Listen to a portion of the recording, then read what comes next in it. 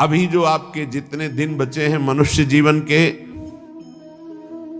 ये प्राय प्रश्न बना रहता है, मुझसे पाप हो गए, क्या क्षमा कर देंगे भगवान? तो ध्यान से सुनिए, मनुष्य जीवन में अभी जो आपके दिन बचे हैं, यदि उन दिनों का ज्ञान पूर्वक सदुपयोग करें, अर्थात नाम जप करते हुए पूर्व में जो पाप किए पुनः ना होने पावे, तो मैं तुम्हें वचन देता हूं कि तुम्हारे सारे पाप मेरे प्रभु क्षमा कर देंगे। तुम्हें कोई भी पाप का दंड नहीं भोगना पड़ेगा। जितनी श्वासें अब बची हैं, जितना जीवन बचा है, अब ज्ञान पूर्वक व्यतीत कीजिए। कोई पाप कर्म जो पीछे हुए पुनः मत कीजिए और नाम जप कीजिए, सारे पाप आपके प्रभु क्षमा कर देंगे। गीता जी, सर्वधर्मान परित्यज्य मामेकम शरणम ब्रज अहम त्वाम सर्व पापेभ्यो मोक्षयिष्यामि मा शुचा। श्री भगवान के वचन है। जो आंतरिक काम क्रोधादि रोग हैं, इनको नष्ट करने के लिए 5 औषधियां हैं। जैसे पेट खराब हो जाए तो पंचसकार चूर्ण की आवश्यकता होती है, ऐसे ही हमारा विचार खराब हो गया है, दिमाग खराब हो गया है। सत्य वस्तु को भूलकर असत्य में रमण करना पागलों का कार्य है। वो सत्य मार्ग के पथिकों को पागल समझते हैं और सत्य मार्ग के पथिक उनको समझ रहे हैं कि इतना कीमती जीवन तुम व्यर्थ में नष्ट कर रहे हो, और वो समझ रहे हैं मानव जीवन को एक ऐसे बर्बाद कर रहे हैं, ना कोई भोग भोग रहे हैं, ना कोई धन संचय कर रहे हैं, इनका जीवन ही बर्बाद हो रहा है। वो नहीं समझ पाते। ये 5 हैं जो तुम्हारे आंतरिक भवरोग को नष्ट कर देंगे। पाप जो हो रहा है, उस पाप की प्रवृत्ति का नाश कर देंगे। 5, पहला सत्संग। सत्संग, अगर भगवान की कृपा हुई है तभी सत्संग प्राप्त होता है। प्रथम भगति संतन कर संगा, दूसरी रति मम कथा प्रसंगा। सबसे पहली कृपा भगवान की होती है कि सत्संग प्राप्त होता है। अहो भाग्य रोज सत्संग प्राप्त हो, अहो भाग्य। जिस दिन होता कि आज पूज्य श्री मथुरादास जी कथा करने नहीं आएंगे, उनका स्वास्थ्य खराब है, या आज उनकी निर्जला एकादशी है, उस दिन ऐसा लगता है जैसे वज्रपात हो गया हो कि आज महापुरुषों के चरित्र सुनने को नहीं मिलेंगे। जो महापुरुषों से सत्संग प्राप्त, वो फिर और जैसे रबड़ी पाने के बाद गुड़ का सीढ़ा चाटने की इच्छा नहीं होगी। यद्यपि वो भी मीठा होता है, वो भी पवित्र गन्ने के रस से बनता है, पर नहीं, जो रसमलाई पा चुके हैं ना, उनको फिर गुड़ का स्वाद नहीं है। ऐसे ही जो सच्चिदानंद में डूबे हुए महापुरुषों के वचनों को श्रवणेंद्रिय से पान कर लिए ना, फिर वो केवल शाब्दिक प्रवचन में उसका श्रवणेंद्रिय स्वाद नहीं ले पाएगी।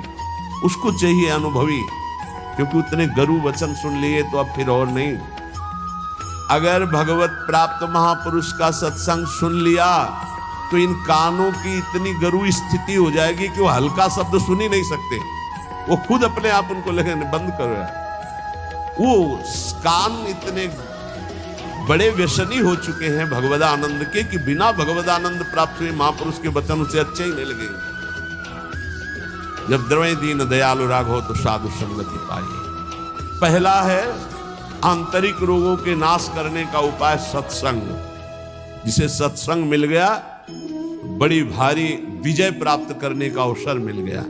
रोज सत्संग में असत विकारों के प्रति हे भाव और भगवान की प्राप्ति के लिए उत्साह पैदा होता है, रोज जो सत्संग सुनते हैं। दूसरा, पहला सत्संग, दूसरा स्वाध्याय। जो हमारे आचार्य की वाणी है, जो गुरुदेव ने आदेश किया, जिन ग्रंथों का स्वाध्याय करने के लिए उन्हीं ग्रंथों का स्वाध्याय करना चाहिए। स्वाध्याय का मतलब नहीं कि कुछ भी स्वाध्याय करो, नहीं, गुरुदेव के अनुसार शास्त्र स्वाध्याय करना चाहिए, जो गुरुदेव आदेश कर रहे हैं। जो आचार्य वाणी है, जो हमारी उपासना में हमको पुष्ट कर सकते हैं, वही स्वाध्याय करना चाहिए। तीसरा है आहार। स्वल्पाहार, सत्संग, स्वाध्याय, स्वल्पाहार। आहार का बहुत बड़ा रोल है जीवन के उत्थान में। भगवान शंकराचार्य जी ने भी साधन पंचक लिखा है, उसके एक एक शब्द का आगे श्लोक तो बहुत बड़े। वेदो नित्यम अधीयताम संगा सत्सु विधीयताम महावाक्यार्थस्य विचारिताम क्षुद्र व्याधि चिकित्स्यताम एकांते सुखमास्यताम। 5 बातें, इन्हीं का विस्तार वर्णन किया। वेदो नित्य मधीयताम, नित्य शास्त्रों का स्वाध्याय होना चाहिए।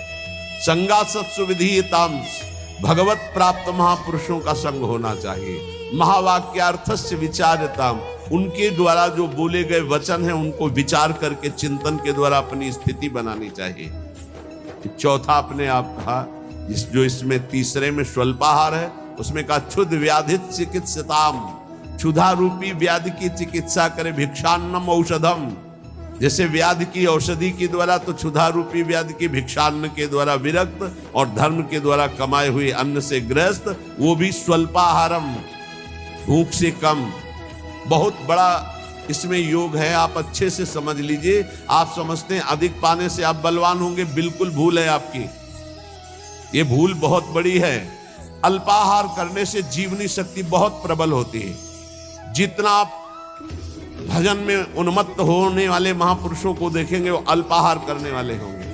अधिक आहार करने में प्रमाद स्थिति बढ़ती, तमोगुण बढ़ता है। ये रहस्य जान लीजिए। अल्पाहार करोगे आप में बहुत तेज बना रहेगा, आप में जीवनी शक्ति। जो अधिक पा लेते पूरी शक्ति पचाने में लगती, तो भजन आदि में नहीं, प्रमाद स्थिति रहती है। चौथा जो उसमें लिखा है एकांते सुखमास्यताम, इसमें लिखा है रात्रि के चौथे प्रहर में भागवती क्रियाओं का अनुष्ठान करना चाहिए। ध्यान है, नाम जप है, तो अपने यहाँ तो ऐसी बढ़िया दिनचर्या है कि आपको अनुष्ठान करने की जरूरत नहीं, सम्मिलित होने की जरूरत है। जो प्रातःकालीन बेला पर जग करके भागवती का अनुष्ठान करता है, वो आंतरिक विकारों पर विजय प्राप्त कर लेता है। स्वप्न दोष 4 बजे सोने वाले को ही बहुत जोर के होते हैं। जो प्रातः 3 बजे से जग जाते हैं, 10 बजे के बाद सोते हैं, स्वप्न दोष होने की संभावना ही नहीं रहती। यदि वो सावधान है तो गलत क्रिया करते हैं, गलत भोजन करते हैं, तो उनकी बात अलग है। नहीं, समय ही नहीं है। प्रायः 3, 4, 5, 6 इसमें स्वप्न दोष होता है प्रातःकालीन बेला पर। और जो गंदे आचरण करते हैं उनकी तो कोई चर्चा ही नहीं है। 5वां, जो कुछ साधन भजन करे, एकांत चिंतन आंतरिक, उसका चिंतन पूर्वक करे, एकाग्रता पूर्वक करे, सारी शक्ति लगा करके, बटोर करके। नाम जप करे तो नाम में, मंत्र जप कर रहे तो मंत्र में, सत्संग सुन रहे तो सत्संग के वाक्यों में। ये 5 हैं जिनके द्वारा हम आंतरिक विकारों पर विजय प्राप्त कर लेते हैं। पहला सत्संग, दूसरा स्वाध्याय, तीसरा अल्पाहार, चौथा प्रातःकालीन बेला पर उठकर भागवती का अनुष्ठान, 5वां जो कुछ भी करे एकाग्रता पूर्वक सारी शक्ति लगाकर उसी में। जो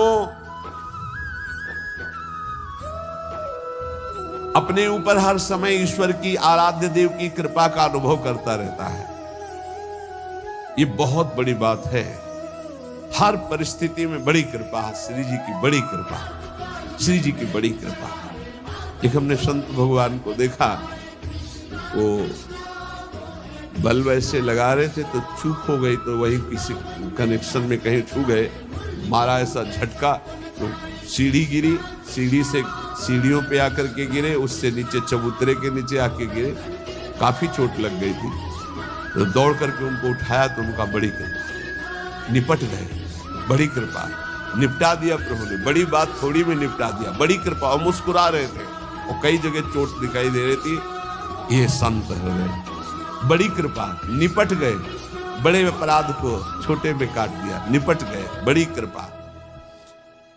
जब अपने दास के ऊपर प्रभु कृपा करते हैं तो उसके हृदय में सद्गुणों का खजाना खोल देते हैं। जो हर समय अनुभव करता रहता मेरे ऊपर बड़ी कृपा है, फिर उसको अपने आप में मिलाकर एक कर देते हैं। चाहे भक्ति में हो चाहे ज्ञान में, बचता एक ही है। दो जब तक बचे तब तक विचार अभी ऊंचाई पर नहीं पहुंचे। ब्रह्म नहीं, माया नहीं, नहीं जीव नहीं काल, अपनी ही सुध ना रही, एक रहे हो नंदलाल।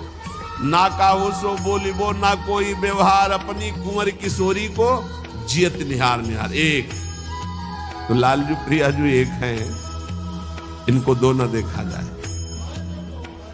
जो हर समय अपने इष्ट की कृपा का अनुभव करता रहता है तो इष्ट उसके हृदय में गुणों का खजाना खोल देता है और उसको अपने में मिला लेता है, एकता कर लेता है, अर्थात इष्टमय हो जाता है। तस्मित् तज्जने भेदा भावात्।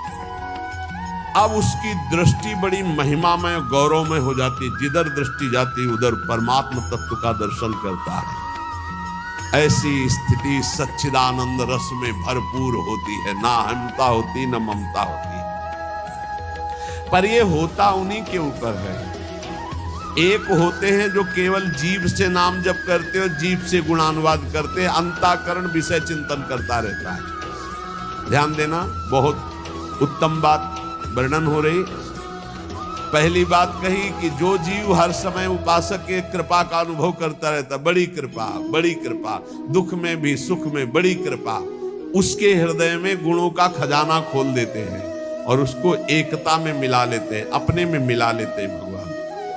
अब दूसरी बात कह रहे हैं कि उपासक कब एकता को प्राप्त होता है। बोले एक उपासक होता है, बहुत ध्यान से अपने को देखना किस डिग्री में हो आप। एक उपासक होता है जो जीव के द्वारा नाम जप करता है, जीव के द्वारा गुणों का गान करता है, पर हृदय में विषय चिंतन होता है। दूसरा उपासक होता है जो जीव के द्वारा नाम जप करता है, गुणानुवाद करता है, अंतःकरण भी उसी में जुड़ा हुआ होता है। ये विशेष कृपा पात्र होता है। और तीसरा उपासक होता है जो जीव से नाम जप करता है, गुणानुवाद करता है, हृदय से जुड़ा रहता है और स्वयं लीला में डूबा रहता है। जो गाया जो चिंतन किया उसी में डूबा है। ये तीसरा, ये सर्वोपरि उपासक है। जो गाया वही चिंतन, जो चिंतन उसी में डूबा। एक गान कर रहा है लेकिन चिंतन विषय का हो रहा है, एक गान भी कर रहा है चिंतन भी कर रहा है, एक गान भी कर रहा है चिंतन भी कर रहा है और डूबा भी उसी में है, सुध ही नहीं। ये है उत्तम अवस्था उपासक की। बहुत जोर की बात है, ऐसा ही होना चाहिए। जो जप कर रहे हैं, जो गान कर रहे हैं, उसी का चिंतन कर रहे हैं, उसी में डूब रहे हैं। पहला जो नाम जप कर रहा है, गुणगान कर रहा है, हृदय से विषय चिंतन कर रहा है, उसको इस लोक और परलोक के भोग परास्त कर देते हैं। बहुत सावधान, ऐसा उपासक भ्रष्ट होने में देर नहीं लगेगी। जिसका वाणी से गान हो रहा है और हृदय से भी चिंतन हो रहा है, उसको इस लोक और परलोक के भोग अच्छे नहीं लगते, पर परास्त करने की गुंजाइश है। लेकिन तीसरा जो मनन करके डूबा हुआ है, त्रिभुवन का भोग, सामर्थ्य नहीं कि उसको लुभायमान कर सके, भ्रष्ट कर सके। तीसरी बहुत ऊंची स्थिति है।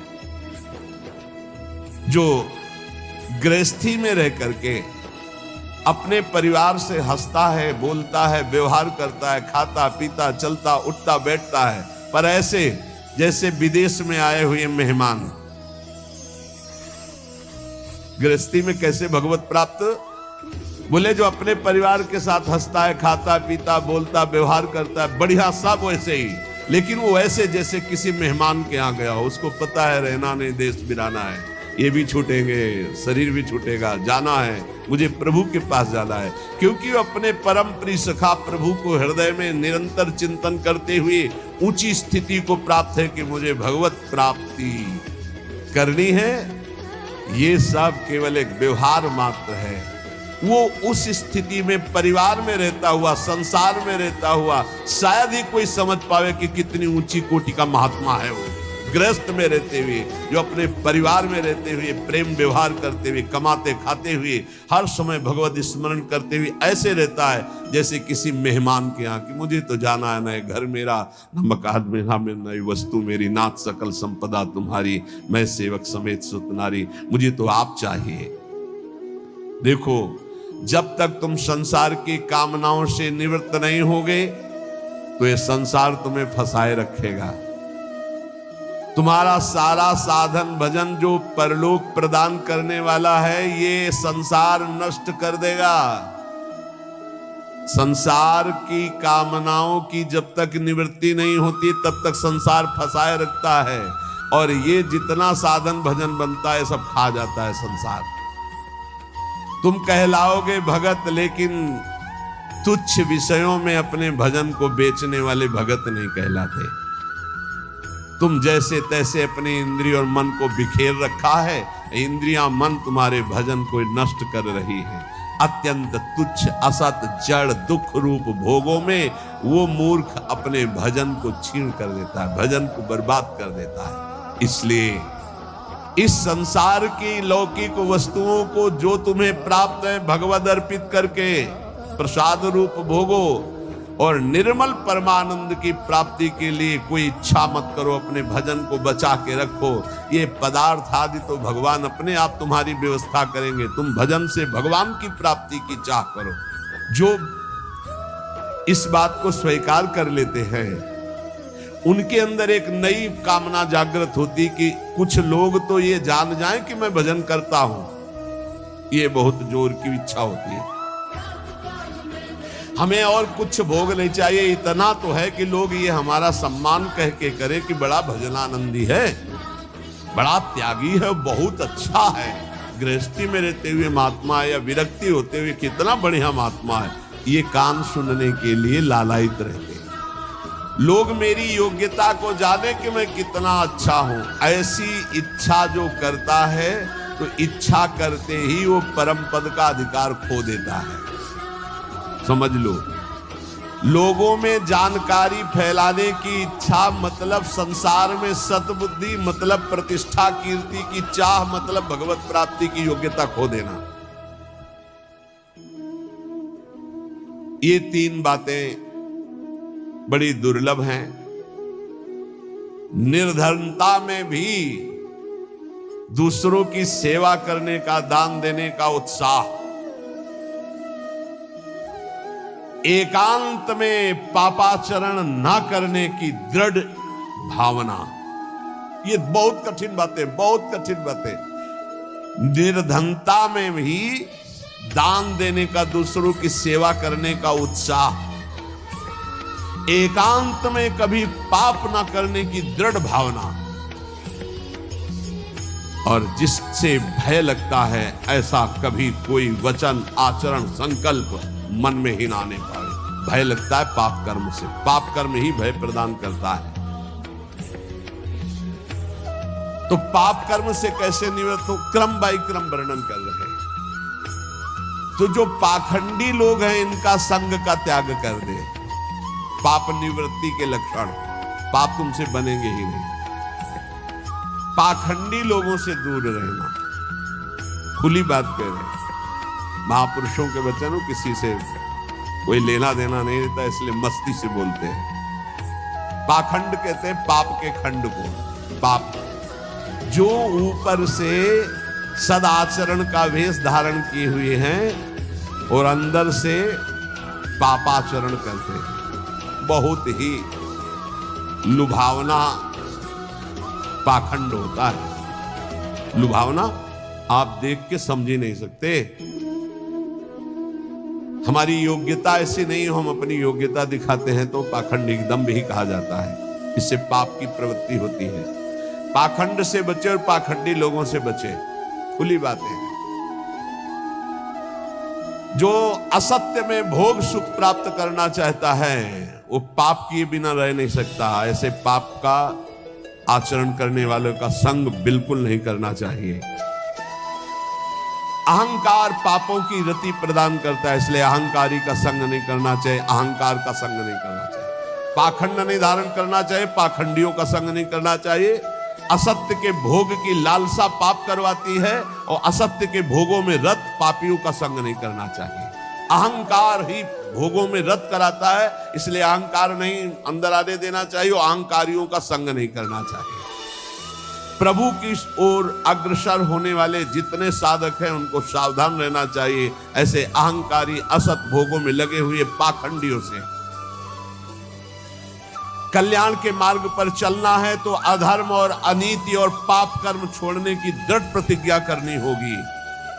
अगर हम सावधानी से नहीं संग करेंगे तो बहुत ही पाखंड का बोलबाला है, आप ऐसा ना समझ लें।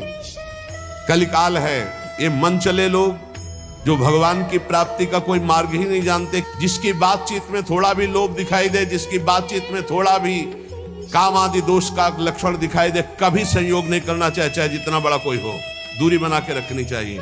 इसीलिए पहला शब्द लिखा है पाप की निवृत्ति के लक्षण, तो बोले पाखंड और पाखंडी लोगों के संग का त्याग कर देना चाहिए। दूसरा, असत्य भोगों में जिनकी रति है उस असत्य भोग और असत्य भोगों में रति करने वाले का त्याग कर देना चाहिए। तीसरा, अहंकार और अहंकार की वृत्तियों में फंसे हुए लोगों का इनका त्याग कर देना चाहिए। जिसको कल्याण मार्ग में चलना है, अधर्म अनीति और पाप कर्म छोड़ने की दृढ़ प्रतिज्ञा करनी चाहिए। जो पीछे पाप हो गए हैं वो इसी प्रतिज्ञा से भस्म हो जाते हैं। कभी भी ये नकारात्मक भाव रखने वालों का संग करने वाला सकारात्मक भाव में आगे नहीं बढ़ सकता है, इसलिए बहुत सावधान रहना चाहिए। जो सांसारिक मान बढ़ाई कीर्ति परिस्थिति वस्तु रुपया आश्रम इनकी प्राप्ति की चाह रखता है, वो कभी भगवान की प्राप्ति की चाह करने वाला हो ही नहीं सकता है। जो त्याग की हुई वस्तुओं का पुनः भोग करता है वो श्वान के समान होता है, वो साधु नहीं होता है। श्वान समझते, सम्मान शब्द सूचक श्वान है, ये उसको कुत्ता कहते हैं। बमन को कौन खाता है? कुत्ता।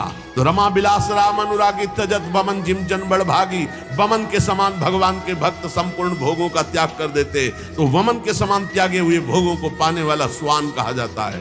भक्त भगवत प्रसाद पाता है और जीवन को भगवत प्रसाद में करता है। यहाँ खुली महापुरुषों की बातें, कोई लगा लेश नहीं है। उपास्य प्रभु का स्मरण सेवन करना, प्रभु की प्राप्ति के लिए सारे स्वार्थों का त्याग कर देना, अंतःकरण को भगवदाकार बनाना।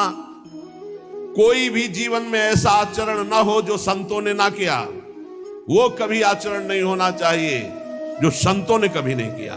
ये ध्यान रखना चाहिए। वेश धारण करके हमसे अगर कोई गलती है हमें उसे त्याग देना चाहिए, हमें सुधारना चाहिए। आहार निद्रा इन पर विशेष शासन करता है, चाहे गृहस्थी का साधक हो चाहे विरक्ति का। आहार निद्रा इन पर शासन करे। वैराग्य का एक भी लक्षण कम ना होने पावे। अगर एक भी छेद हो जाए तो जैसे घड़ा भर नहीं पाता, ऐसे अंतःकरण पूर्ण दृढ़ भगवत मार्ग में नहीं लग पाएगा यदि वैराग्य का एक भी लक्षण कम हुआ।